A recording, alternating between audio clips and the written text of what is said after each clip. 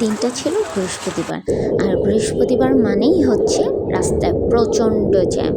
আর এমনিতেই সকাল থেকে বৃষ্টি হয়েই যাচ্ছে। সকালে অফিসে যেতেও কষ্ট হয়েছে। আর অফিস থেকে আমরা বের হয়েছি সন্ধ্যা 7টায়।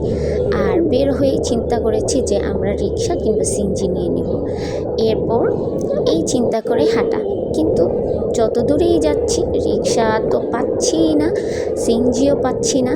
আমি বুঝলাম না মানুষ কিভাবে সিএনজি বা রিক্সা পেয়ে যাচ্ছিল, আমরা কেন পাচ্ছিলাম না। তারপর কি আর করার, দুজনে হেঁটে হেঁটে যাচ্ছি।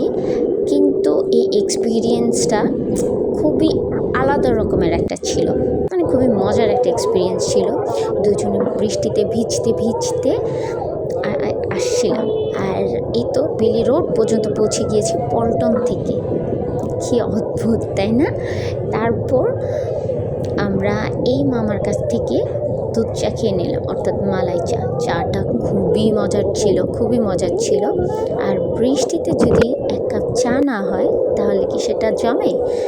এমনি তো আমরা কাক ভেজা হয়ে আছি, তার মধ্যে এক কাপ চা, আর কি লাগে। মানে এই যে এতক্ষণ হেঁটে হেঁটে আসছি, তবে আমরা হেঁটে হেঁটে যে বেলি রোড পর্যন্ত চলে আসছি, এটা কিন্তু একদমই আমাদের কষ্ট লাগে না, একদমই কষ্ট হয়নি। দুইজনে এনজয় করতে করতে চলে আসছি, রাস্তায় গান গেতে গেতে আসছি, বৃষ্টিকে উপভোগ করতে করতে এসেছি। তবে হ্যাঁ, বৃষ্টির মধ্যে নোংরা পানিতে হাঁটতে খুবই কষ্ট লাগছিল। ওইটাকে আমরা পছন্দ করি না, বাকি সব কিছু। আর এই তো আমার চায়ের কাপে বৃষ্টির ফোঁটা পড়ছে, আর কি প্রচণ্ড। আমি তো আবার চা ঠান্ডা না হলে খেতে পারি না। তো এই চা নিয়েই আমরা হেঁটে চলেছি। আর সঙ্গে কিনে নিয়েছিলাম কিছু পুরি এবং পাকোড়া। আর এটা খেতে খেতে যাচ্ছি।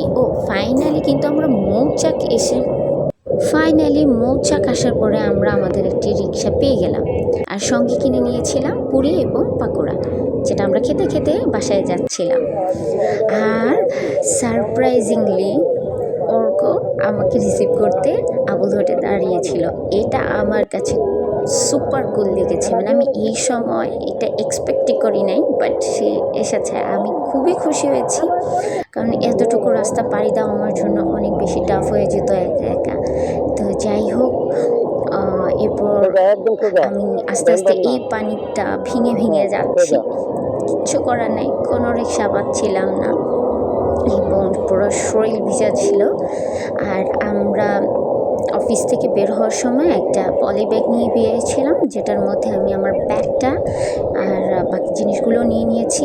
আর এই যে দেখেন কি অবস্থা, আমার পুরো টোকাই বাচ্চার মতো আর কি আমি ব্যাগটা ক্যারি করে নিয়ে যাচ্ছি। আর খুবই ফানি, অর্ক আমাকে খুবই রাগ করছিল আমি কেন এই ব্যাগটা এভাবে নিচ্ছি, বাট ওইভাবে নিতে আমার একটু কমফোর্টেবল লাগছিল, তাই এভাবে আমি নিয়েছিলাম। যাই হোক, কি অবস্থা, পুরাটা রোড এরকম।